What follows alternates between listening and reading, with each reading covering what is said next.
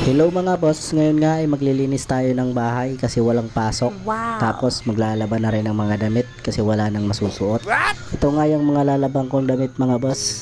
Grabe, sobrang dumi talaga ng mga damit ko. Ayan, tapos na nga ako maglinis mga boss. Wow. Kaya ngayon maglalaban naman. Ayan mga labahin ko. Kunti nga lang yung naipakita ko kasi yung iba nasa baba na. Hindi ko naipakita sa video kanina.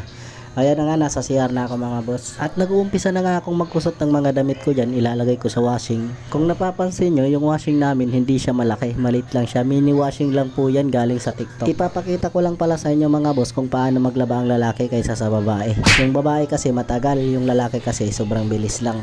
Mamaya maya tapos na. Mabilis nga maglaba. Hindi naman alam kung malinis nga ba o hindi. Ngayon nga mga boss ay uumpisa na natin kunin yung damit sa washing.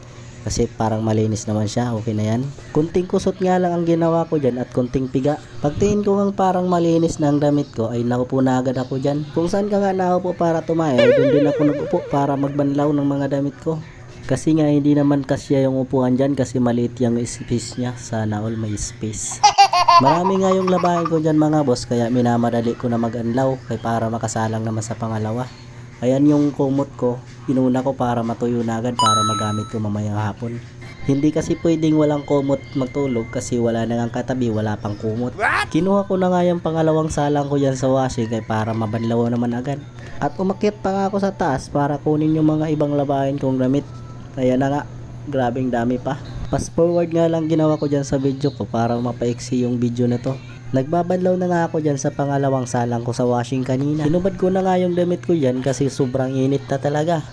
Kala mo talaga macho pa o badubad pa ng damit. Kinuha ko na nga yung last na damit sa washing na pinapaikot-ikot ko. Sana all pinapaikot-ikot ay walang ganon. At yun na nga ang huling aandawan ko sa mga damit ko. Sobrang dami talaga eh. Oh, ayan na nga, mission accomplished. Wow. Ay, di pa pala dahil magsasampay pa ako ng mga damit ko yan. At kinuha ko na yung higaan ko dyan dahil medyo tuyo na siya. Ilalagay natin sa tabi para mas matuyo palalo.